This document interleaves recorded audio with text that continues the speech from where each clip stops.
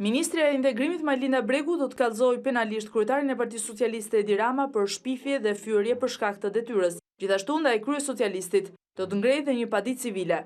Ky lajm është bërë i ditur nga vetë Ministrja e Integrimit në një konferencë për shtyp, ku akuzat e liderit socialist ndaj saj Bregu i quajti si shantazhe. Një konsultim me avokatin dhe kam vendosur të bëj padi penale dhe civile ndaj shtetasit Edvin Kristaq Rama me akuzën për shpifje dhe fyerje për shkak të detyrës.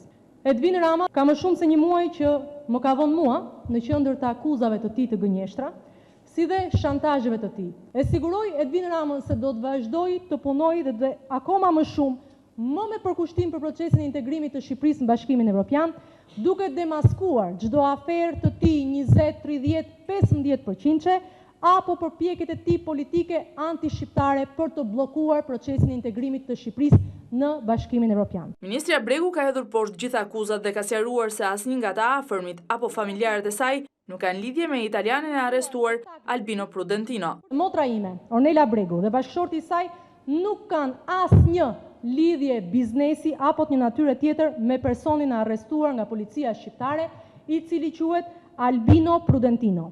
Personi me të cilin ata kanë ortakëri ose kanë patur më sakt ortakëri biznesi quhet Angelo Prudentino.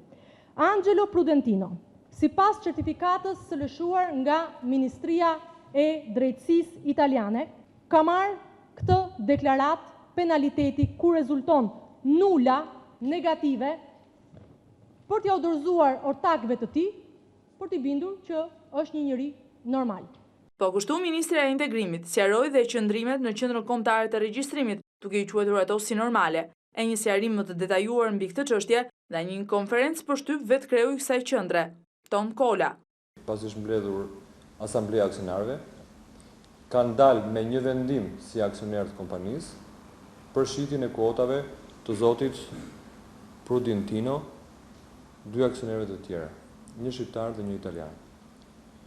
Pas këtij momenti, blerësit kanë bërë një kontratë të notarizuar, kuptohet, me shitësin, dhe mbas këtij momenti, pra këto janë veprimet të datës 30 shtator 2010, dhe mbas këtij momenti, aplikimi është bërë sot në Qendrën Kombëtare të Regjistrimit për depozitimin e vendimit të asamblesë, për transferimin e aksioneve, si dhe depozitimin e kontratës së shitblerjes së aksioneve nga shitësit tek blerësi.